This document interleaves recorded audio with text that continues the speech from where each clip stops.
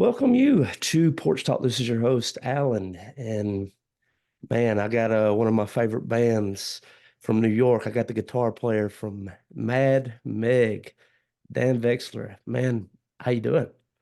All right, not bad, man. What's going on? It's been a Man, while. I thankful for Igor, man. He put me on your music. I had no idea that you did your own thing. Yeah, sure. I mean, I'm more known as the guitar player from Mad Meg for sure. So, but this is I'm him. So uh I Hmm. listened to that title track too several times today, man. Obsessed with the lyrics. And I was going through and like reading some of the lyrics from the other songs, man. Great songwriting. Thank you very much. So Uh, go ahead. no, sorry, I'll answer a question if you don't. I was Right gonna on. say up to you. Of yeah, man.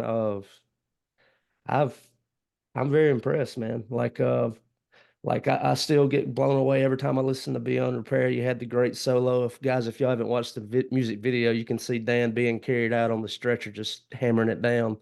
But Playing a Soviet guitar in that video, by the way. That oh, at that in that scene you're talking about where they're carrying me on the stretcher, I'm playing this guitar from the Soviet Union. that's very cool. Very, it's like real futuristic, you know. It's very Mm, space. yeah. So man, I'm him, and I want to go back and listen to your first album, which I think you released it in 2021. Well, that wasn't my first album, but that is, First one on Bandcamp. let's go with that. I've been recording for, forever. I mean, I like made my first album on a four-track cassette player in 1998. Um, but for some reason, I've had some kind of a breakthrough, I feel, in my songwriting in the last few years. And so this my current stuff definitely includes the 2021 album Dear Northern Atlantic, hmm and also the more recent, the 2023 album I'm Him, which you have mentioned. Both are on Spotify and all the major platforms. And in addition to that, I also have one more eight track sorry album with eight tracks in the can and ready to go. I think it's going to be released in June. Oh, Um, perfect. and I also have this huge project that I've been working on for the last 2.5 years now. It's been quite a while. It's the biggest production I've ever done. Uh, a collection of my songs written over the last 20 years, um, where not only does it feature a ton of the amazing musicians, instrumentalists that I know, not just from New York, but from actually all over the country and even a few from Europe. Um, but also the songs are all sung by different people, and I've got a ton of great vocalists on there. So it kind of has that project has kind of the effect of being sort of a musical because it kind of sounds like it's a bunch of different characters, and the songs are all quite different because they're all written at different times in my life, you see. So that's a Mhm. kind unique project also that stands aside in a way because it's also a much more produced record. Like I'm Him is a bit minimalistic instrumentally by That's contrast. I'm into that style, man. And the piano work and the drums. I mean, like you said, very minimalistic. It kind of took me to more of the eastern side of the world as far as the guitar and a lot of the way that the music made me feel. It kind of took me to like it kind of gypsy. Right, there's a certain Eastern European kind of gypsy feel to the way that I play rhythm guitar sometimes, for sure. But brother, this big project that you're talking about that you're working on, just out of curiosity, and I don't know if you are, but would you be interested in having that put on vinyl? Oh yeah, I'd love to have that happen. Man, I'd help fund that. Uh, Really? yeah, I'd definitely be interested in being a part of that. Huh. Man, but I'd like to back up. Take me back to 1998 and like recording on those cassettes Yeah, sure, and sure. like early influences, man. So like what influenced you to pick up? I mean, if we really want to go back to the origins, Yeah, I, let's go. I, when I was like 11 or maybe not 11, but at 12, definitely, I decided I needed to multi-track. I needed to record multi-tracks, right? And I didn't know how to do this, or I didn't even know that like 4-track cassette recorders existed at that time. I just conceptualized like I need to play more than one part on I need to record this and play more than one part. So I got a hold of two tape players, just regular tape recorders, and hooked them up through the RCA cable. And then one of them had a mic input. I had the cheapest mic possible from Radio Shack or whatever. It was like $10 back then or something, Hmm. which is a lot of money for a 12-year-old. And um, yeah, and I made like a backing track, and then I put it in the second, or rather, I put it in the first cassette, put another cassette in the second one, and recorded it through the RCA plus the mic. And so I sort of kind of invented this way of multi-tracking. And I know a lot of other people have done that too, but Well, I mean, that's interesting you come across that like at such a young age and just you just conceptualized it, you know? I had to solve that problem. I needed it, so I came up with it. I'm still, when I think about that now, I'm pretty impressed with my 12-year-old self. Yeah, man. So like out the gate, man, how old were you when you began to pursue music? I think I was I mean, as long as I remember, I was pursuing it, but I started to actually learn to play instruments when I was 10. I'm from Russia, and Hmm. I born there and lived there till I was 7 years old. And when I was 6 or 7, I had a few music lessons with somebody that I actually really lucked out, right? Because the Russian school of teaching children music is, let's say, not very friendly to creativity. Yes, Uh, I imagine very structured and you do it this way. right. It's much more of an Eastern kind of approach, I think their approach more comes from like China potentially or something like that, rather than a kind of like the free and pleasure principle oriented approach that we have in the West. Yeah, And so sure. and so but I was extremely lucky that this was a friend of the family. He was a friend of my grandparents, and he was blind. He had been blinded in World War II. He was in the siege of Leningrad. He caught a piece of shrapnel in the back of his head, but he was a famous musician and a Oh, famous professor of music. And He kind of founded the Russian School of Music Psychology, which is also very interesting. But anyway, so I was very lucky because his way of teaching me was not at all rigid and technical like that. But one of the first, maybe the first assignment he gave me, I remember, was to compose and I didn't know anything, any theory or anything at all. He said, "You've got a piano." We had a piano at home. He said, "You've got a piano at home. Compose a story, a melodic story on the piano." I was like a 6-year-old. And he gives me this assignment, and I just remember that to this day because it was so affirming and empowering. So that's probably my first actual experience with playing an instrument, but I didn't start learning systematically till I was 10. well, man, just taking that up to today and just sitting with your music as I was riding around in the truck today, man, I think that carried on. I think that stuck with you because like the approach with your music, I do see it progressing like a story. Really. Yeah, Shout out to him. influential. Yes. Thank you. Yeah. And then also I just would like to mention that the songs on I'm Him, a lot of them, and uh a few of the ones on the next record that's going to come out in June are they were written um over the last couple of years, and beginning with a bunch of songs a bunch of songs that I wrote in the summer of 2022 in a songwriting class with a guy named Stephen Clare. He's great, and he's in Beacon, New York. He's got a music school there, and he gives great prompts every week, and these prompts just unleashed, like a Niagara of creativity in me. Um, so I'm very grateful. Would it be like a single word or a phrase or just different Oh, things? they were like sometimes pretty abstract. There were a lot of diverse types of prompts, but for example, like the potatoes song on I'm Him, right? Which is in two parts. I broke it up into two parts. Um, that was the prompt for that was write a song about food where that's a waltz and where you use only minor chords and where it's what was the other rule? It was something cool. It was something fun. Oh yeah, right. Find a foreign like expression or idiom and use it as the chorus in this song. So in the Potatoes song, I'm referring to a song on my record, I'm Him. It's called "Work is Not a Wolf," which is Yes. a Russian expression.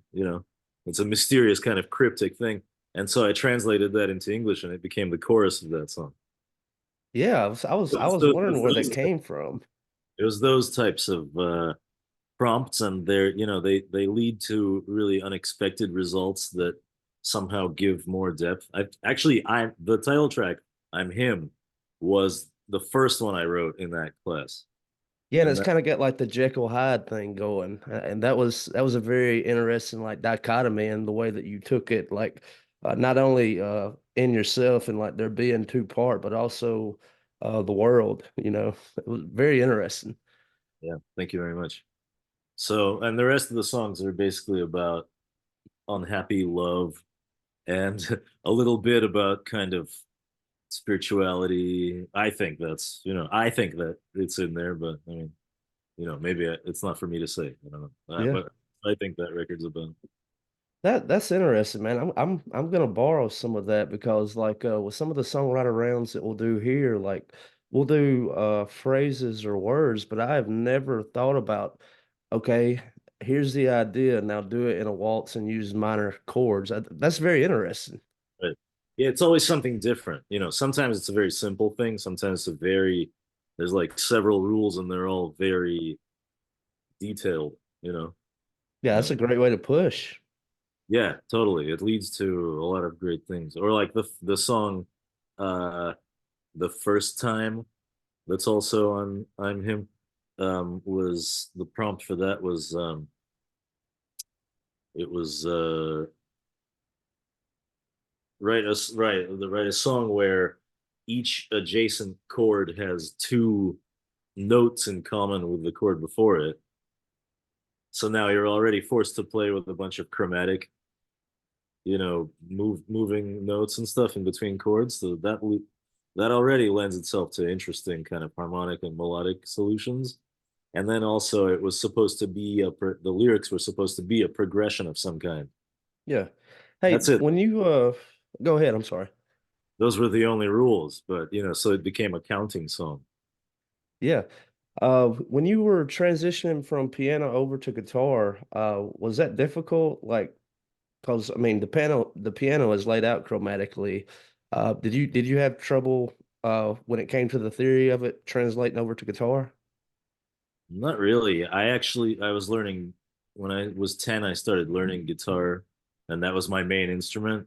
Okay. And I was quite lucky again in that my first guitar teacher was really a pianist, and she sort of knew a little bit about how to play guitar. And so she was constantly explaining what we were doing on the guitar to me in terms of music theory uh, as is visible on the piano. Like she was using the piano still as a model to explain the theory, and so mm, that really helped me a lot, I think. So, but no, it wasn't. I didn't really transition from piano to guitar. Okay, it was kind of simultaneous the whole time as you were going. Yeah. What about like when you're approaching songwriting? Do you always start with the guitar, or do sometimes you like to go to the piano? No, sometimes I like to write on the piano for sure. Uh, it's just whatever draws me in, Yeah. at the moment, you know. Uh, the song that I shared with you earlier, it's called Struggle and Suffering, and it's from I'm Him. That's a piano song, I wrote that on the piano, and that's the rhythm part in the song is a piano. Yeah, very cool, man. Well, let's step back. We talked about the cassette tape recordings and learning. What about the transition over here to America and I'm guessing New York City and then kind of getting involved with that New York scene? How'd you break in? Uh, I moved to New York in 2003, so I've been here for 20 and a half years. And the first band that I was in was called Zambri, and it was these two sisters, who they were like in their early 20s, and they wrote pop music and they sang pretty well. I mean, they had something going on there, but they needed um a backing band, and I had kind of put together a band for my own purposes, but this was a chance to play gigs immediately.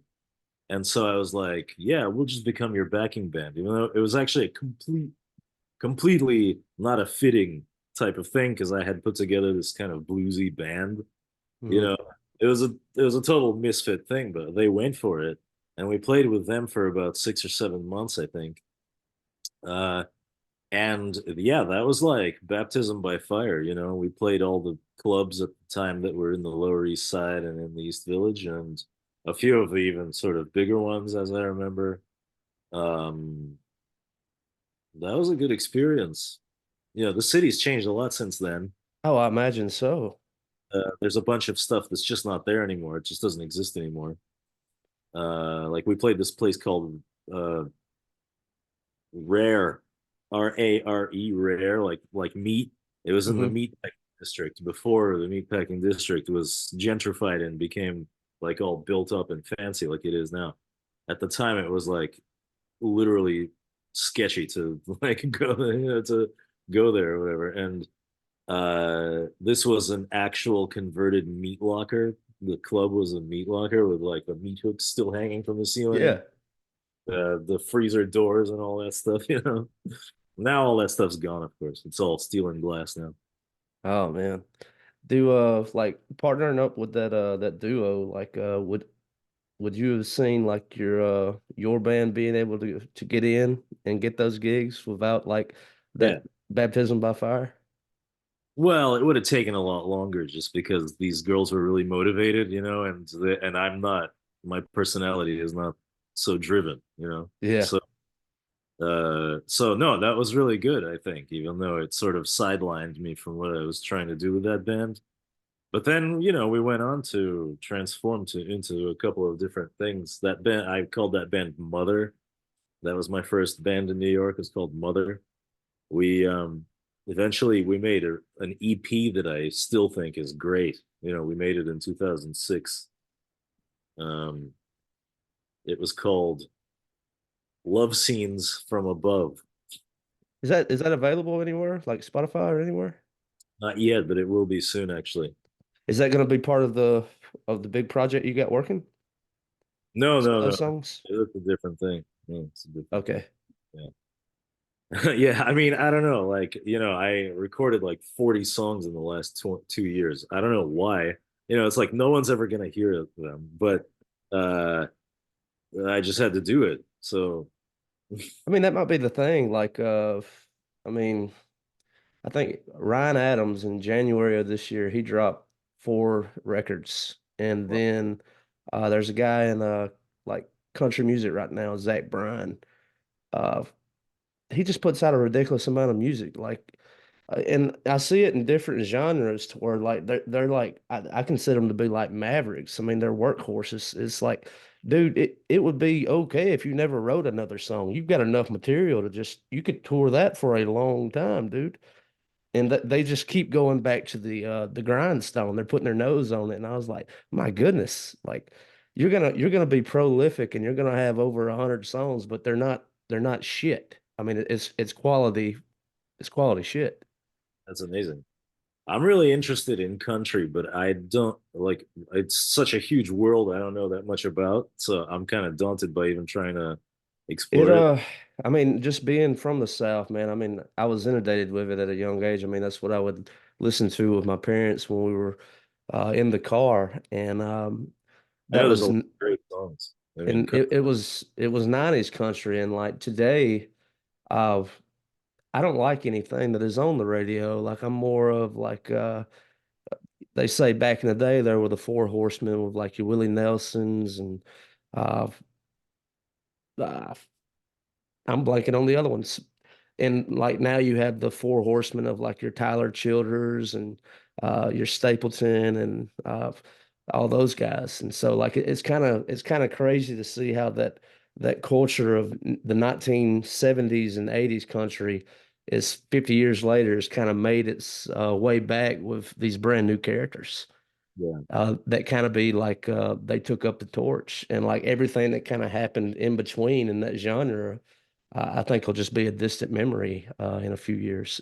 And it's wild, like just seeing that in the genres. I mean, like classic rock is now considered oldies, and like uh, a classic rock fan, like someone who made like a Led Zeppelin or a Rolling Stone, it's crazy to me like how hungry they appear to be for something new, but when Greta Van Fleet is offered, they turn their nose up to it. hmm, It's like it's too much of a copycat. And I was like, well, brother, you were asking for it. Do you want it or not? right, yeah, yeah, right. And so People are disoriented these days. Yeah, yeah, and so like I'm I'm a big independent music lover, and so like I'm typically like, and I'm not just trying to be hip or a hipster about it, but I I believe that's where the good is, and so like, I like what Igor does with 1KPR, man. Like he's all time sending me all these bands and these songwriters that I would have never been able to find. Like I know you from Mad Meg, but I had no idea like you had your own projects. And yeah. like just you sharing your story today, I was like, well, I got to go back on the archives. I got to go try to find some of these things. Well, I'm re-releasing all my everything that I've ever done probably in the next like year and a half. Yeah, So right on. all of Well, it will. let's keep going with the story. So what would happen with the bluesy band and after the EP Mother? Or no, Mother was the name of the band. There was the band, yeah.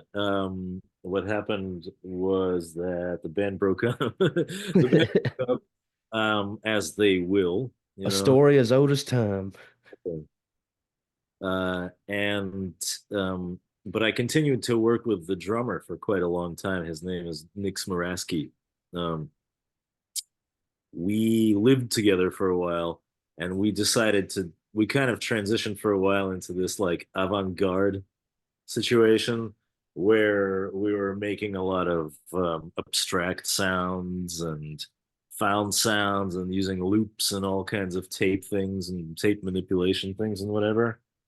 Mostly because we were living together and we had pooled all our equipment together, so it was like the apartment was one big studio, and we called ourselves for a while. This is gonna sound weird.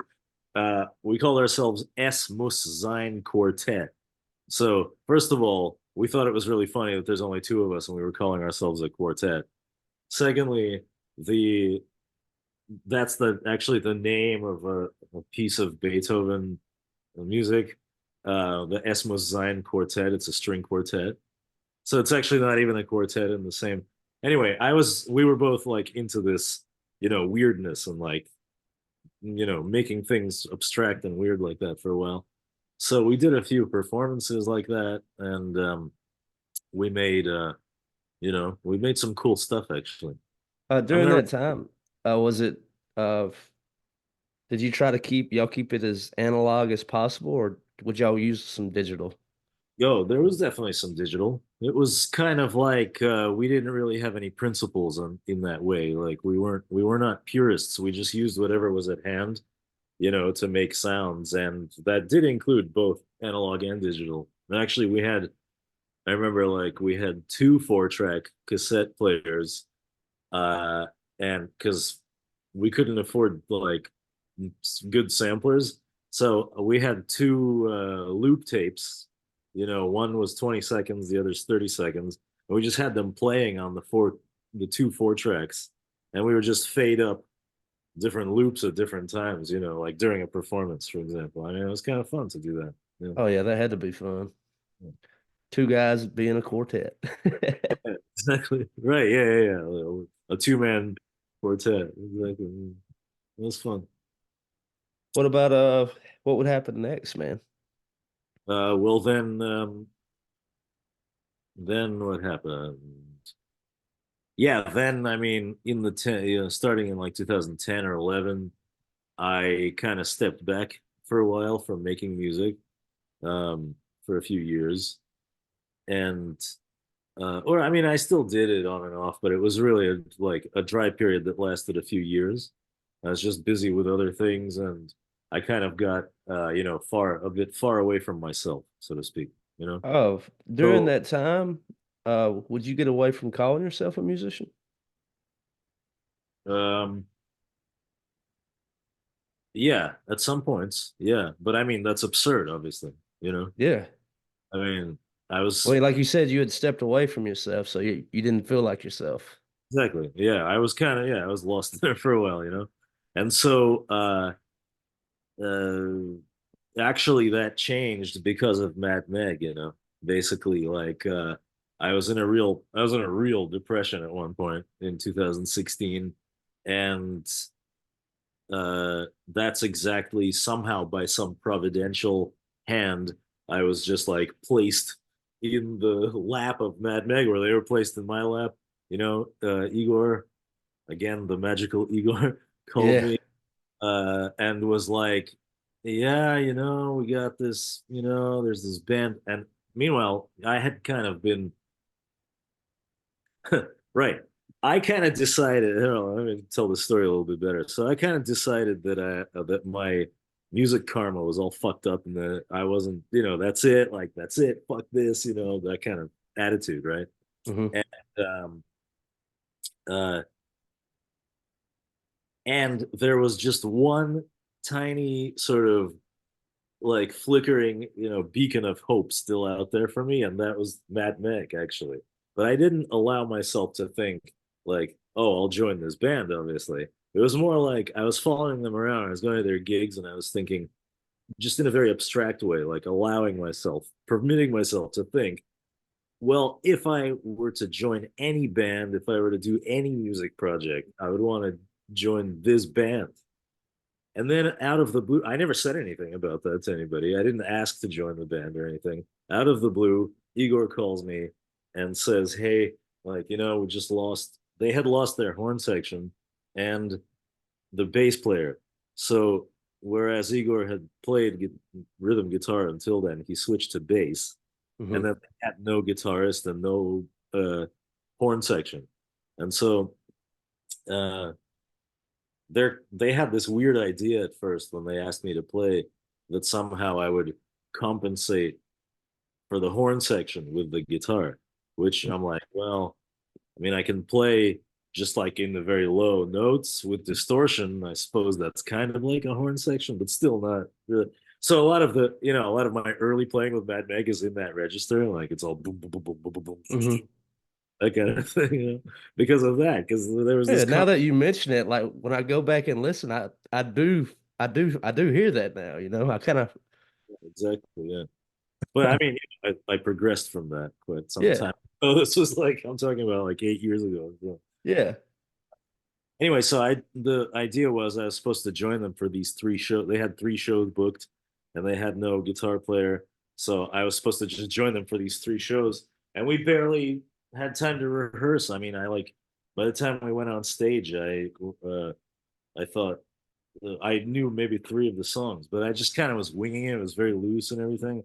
but I felt terrible. Those shows sucked. I was like, fuck this. Like, okay, this is confirmation. That's it. I'm retiring from this thing. Like, forget it, you know? And then, like, that's what I decided. And I even put all my gear in storage just to get it away from me, you know? And then all of a sudden, like, within a month of that time, Igor calls again. And he's like, listen, like, we know you said like that was it, but we're going on tour in Russia. And if you don't go with us, then basically like we don't have a band. So get your shit out of storage.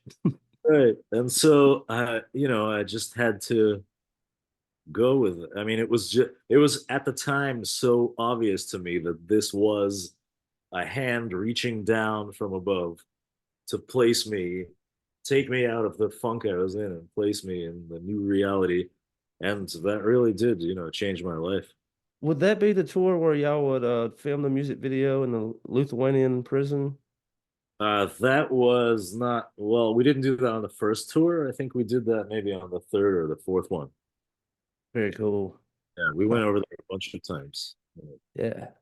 That had to be something like going back after all those years.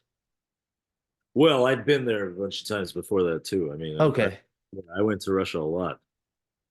Yeah. I couldn't imagine, man, like just seeing the pictures like when I'm like looking at the country, especially Moscow, it seems like such a beautiful place. Just the architecture and the buildings and even like the orthodoxy of the Christian church there. It's I've a lot of respect for the culture. It's very beautiful. Thank you for saying that, especially nowadays. Yeah, I don't really give a fuck about that, man. You know, I've I've I don't I don't want to get too off into it, but I don't think that Russia's wrong. We can talk about that off of Yeah. off, off, off the record. Yeah. Yeah, we totally can. But yeah, man. So like Mad Meg is going. Uh so how'd the Russian tour go? I guess it went well. I mean, y'all are still playing, you know. Yeah. You know, my grandfather died in St. Petersburg. Still, he lived in Russia in St. Petersburg, where I'm from. He died there in 2017, and I saw him a few months before that. The last time I saw him was when he came to a Mad Meg show. Oh man. That was amazing. Was he a musician as well? No, Oh, he's just a fan of music. no, I mean he just He's a came to fan of you. grandson was, you know, visiting, which was a kind of a rare thing. Yeah. You know, and Yeah, we were very playing in cool. the city, so he went. Yeah. Yeah, man. That's awesome. Uh, so what it seems like you got your head down as far as your own personal work with all the projects that you got going, man. Like what really brought that on for you? I don't know. Like, yeah, I don't know. I don't really know why that, you know, it was sparked with that class I was talking about with the prompts. And Yeah, yeah, then, yeah, yeah. but then it caused like an avalanche of more, you know, more and more and more stuff. But then, you know, then it becomes more verbose. It's like, you know, when I'm first inspired after a while of not writing anything, the first stuff that I do is usually like very bare and minimalistic, you know, like simple and maybe with few words. And then it gets, as I settle into being in creative mode, after a while, the songs become more and more verbose and they become more complicated linguistically, you know, and the lines become longer. I use more words and stuff. I just noticed that tendency. So at that point, when it gets like that, I think it's like maybe a little too, like, you know, I should put the brakes on it a little bit because it kind of feels like I'm getting a little too smart, you know? Yeah. But I Well, mean, tell me a little bit about June. What's going to be the name of that record? I'm trying to decide what it's called, but it might be called Heartburn. Um, and that one is home recordings, actually. Oh, great. I'm going to love that. It's purposely kind of left a bit, you know, sloppy in some places. You know what I mean? Because I like that kind of aesthetic. I actually really enjoy, you know, lo-fi type of approach to things, you know? Yeah, same, man. I gotta mail y'all a couple of copies of the lo-fi record I put out. Please. Yeah, totally. So happens in June. Did you do all the mix and mastering yourself?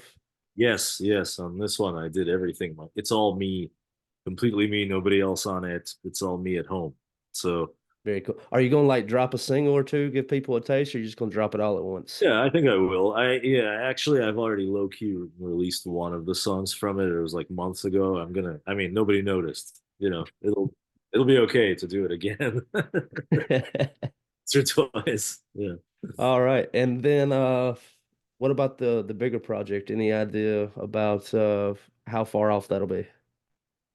Uh, I really wanted to get rid of it, already a long time ago, but I'm still working on it. So, uh, realistically, probably in the fall hopefully in the fall of this year. Ilya from Mad Meg, the lead singer, is doing the cover. He's designing the cover. He's an Yeah, art. yeah. I mean, he was did some of the creative design for I Am Him on that. He also directed some of those videos. Oh, I've got to go, but I haven't watched those yet. I got to go check those out. Yeah, man, I'm always kind of blown away. Like that's a great follow on Instagram if y'all are unaware. Ilya Papinko, of very creative guy.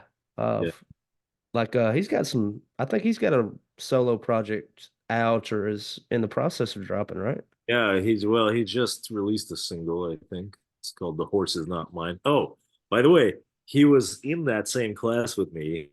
And I'll give you a little, I don't know if he wants me to reveal this or not, but I will anyway.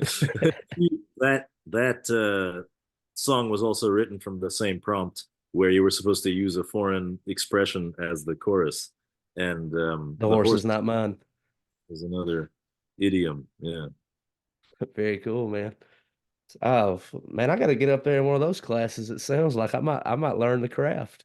it was online, so you can join from anywhere. Anybody can. Um, man, you'll have to give me the link when we get off here. Well, Dan, I don't have too many more questions for you. I was going. Let's do three more, and we'll walk it on out of the door. Number one, man, where do you prefer people to follow you? Would it be like just follow you on Spotify or the social media, or like what do you like people to do? Um, Instagram is good, and Spotify. Right on, and I'll put those in the description. Bandcamp, Just Bandcamp, but I know that a lot of people don't want to go there. You're never gonna get a big crowd on Bandcamp, so yeah, anyone who wants to go there, please do, but don't feel like that's the only option because I think that's too limiting. yeah. I'm gonna wait till Friday, and I think I'm gonna purchase everything that you have there, and I guess Bandcamp still does Bandcamp Fridays where Mm, 100% of the money goes to the artists. thank you. Far as I know, I'm gonna support that. Man, question two is man, just over uh I guess we've really covered it, especially with that songwriting class. But man, what's been inspiring you lately? You been reading anything? Oh yeah, sure, yeah. I have been reading a little bit about a kind of behavioral therapy called ACT, which is acceptance and commitment therapy, and it's for anxious people. Um, and I have been reading another book simultaneously about the origins of Russophobia in Western culture. Oh yeah, that's a hot topic right now, isn't it? Yeah, but I don't know if that's been inspiring me exactly. Well, that's what you've been reading. Exactly. No, listen, I live in New York City where, which is a city of constant contrasts. And whenever you go outside here, you encounter, whether you want to or not, just so much humanity, and so much street theater and all kinds of really weird things. And as also a lot of just regular things, but just a lot. It's a lot. Yeah. So that always feeds the ongoing like stream of creative consciousness. So, I don't know to identify anything specific because when you're here, it's just always. always Yeah, I happening. mean, and also, I mean, and we can talk about this off the air, but it's something I've been curious about is just with in the Lower East Side, like where I know like a lot of the Russian community is. I mean, have y'all experienced some racism or whatever kind of ism that would be? Um, I don't know about the Lower East Side. I don't live there, but uh, well, no, like not it's not like a daily thing on the street. But that's because I personally just avoid I avoid the topic entirely, including with most people from the former Soviet Union, because a lot of them don't feel very good about Russia either. I mean, understandably, because many of them are Ukrainians. Well, most Russian speakers in New York are Ukrainian, Oh so wow. it's complicated. It's very difficult. Yeah. Yeah, we'll save that for another time. Well, man, last question to walk it out of the door. Man, if you could hop on a plane or get in the car and you could go anywhere, man, where would you go right now? Right now, Yeah. 1 second. I'd go to um, potentially Mexico City. Why? I just love it. It's a great How many times have you been? 3 or 4. Very cool. Like a vacation spot for you? Yeah, I love it. It's just great. It's fantastic. Very beautiful place. I mean, it's not the safest place in the world, but no, it's okay. If you've got your head on your shoulders, it's okay. Right. Gotta have that street smart about you. Keep your head on a swivel. Sure. Well, Dan, man, I appreciate your time today, and I will get this out tomorrow. Great. So, brother, thank you so much. Thank you so much. I really appreciate it, and it's great to be on. Yeah, man.